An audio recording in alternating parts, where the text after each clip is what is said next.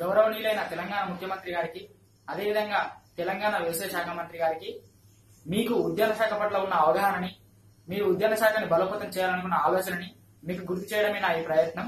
మేము ఉద్యాన విస్తరణ అధికారి కోసం 30 రోజులుగా ఉద్యమం చేస్తా ఉన్నాము. ఈ ఉద్యమాన్ని మీరు మా యొక్క న్యాయమైన డిమాండ్లని మీరు స్పందించి వాటిని నెరవేర్చేలా చర్యలు తీసుకుంటారని చెప్పేసి కోరుతున్నాను. రాష్ట్రంలో ఆహార వాణిజ్య పంటల సాగు విస్తీర్ణం ఇంకా పెరగాల్సిన అవసరం ఉందన్నారు ముఖ్యమంత్రి కేసీఆర్.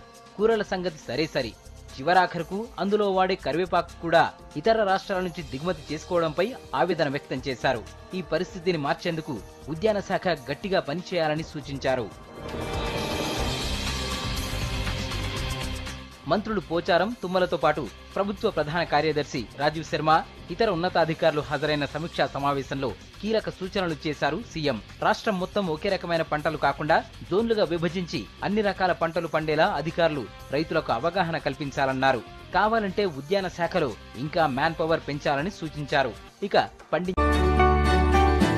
ఉద్యానవన శాఖ బలోపేతంపై సీఎం కేసీఆర్ దృష్టి పెట్టారు. ఈ శాఖతో పాటు పండ్లు, కూరగాయలు, పాలీహౌస్ వ్యవసాయాన్ని కూడా ఒకే గొడుగు కిందకు తీసుకువచ్చి రైతులను లాభాల బాటలో నడిపించే విధంగా చర్యలు తీసుకోవాలని నిర్ణయించారు. విదేశాల నుంచి వచ్చే ప్రతినిధులు రాష్ట్రంలోని వ్యవసాయంపై ఆసక్తి చూపుతున్న సమయంలో వ్యవసాయ అనుబంధ పంటలను ప్రోత్సహించి అన్నదాతలకు లాభమొచ్చే విధంగా విధానాలను రూపొందించాలనుకుంటున్నారు సీఎం కేసీఆర్. ఉద్యానవన శాఖ అధికారులతో సమీక్ష నిర్వహించిన సీఎం ఈ మేరకు ఆదేశాలు జారీ చేశారు.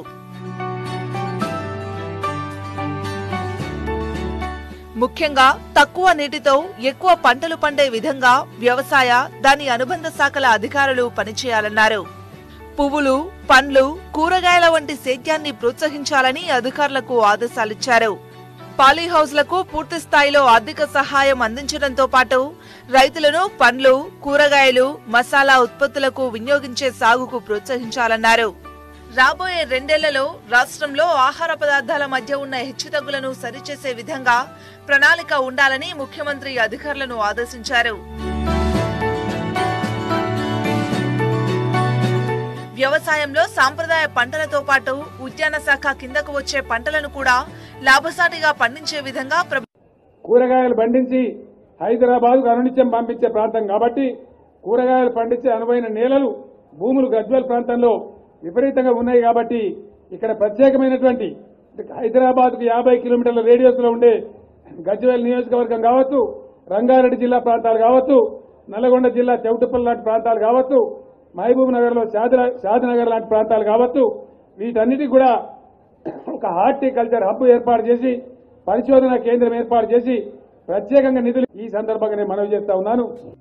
ఇది హార్టికల్చర్ పై తెలంగాణ ముఖ్యమంత్రి కేసీఆర్ కు ఉన్న ఆసక్తి. నేలను నమ్ముకున్న వారు ఎప్పుడూ నష్టపోరని చెప్తూనే వ్యవసాయ పద్ధతుల్ని మార్చుకోవాలని సూచిస్తున్నారాయన. కేవలం వరి పంటే కాకుండా పండ్లు, కూరగాయలు, పూల లాంటి వాటిని సాగు చేస్తే ఆర్థిక అభివృద్ధి సాధ్యమని చెప్తున్నారు.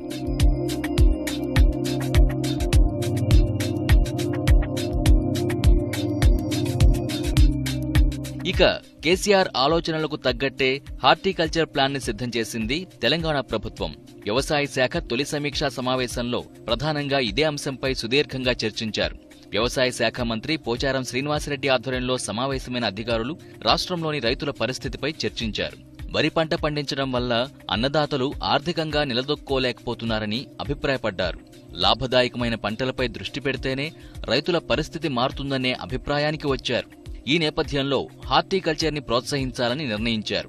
తెలంగాణలోని అన్ని జిల్లాల్లో దీన్ని ప్రోత్సహించాలని, రైతులకు సాంకేతికపరమైన సహకారాన్ని అందించాలని ఈ సమావేశంలో తీర్మానించారు.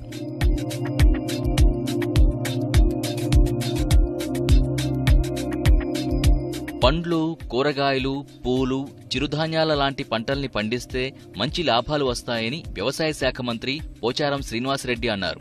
ఈ మేరకు తెలంగాణ రైతాంగాన్ని సిద్ధం చేస్తామని చెప్పారు. ఈ నెల 13న జిల్లాల అధికారులతో సమావేశమై పక్కా టార్గెట్లిస్తామని స్పష్టం చేశారు. ఈ ఏడాది భారీ లక్ష్యమే పెట్టుకున్నామని చెప్పారు పోచారం. 2014-15 సంవత్సరానికి 44,000 హెక్టార్లలో ఈ హార్టికల్చర్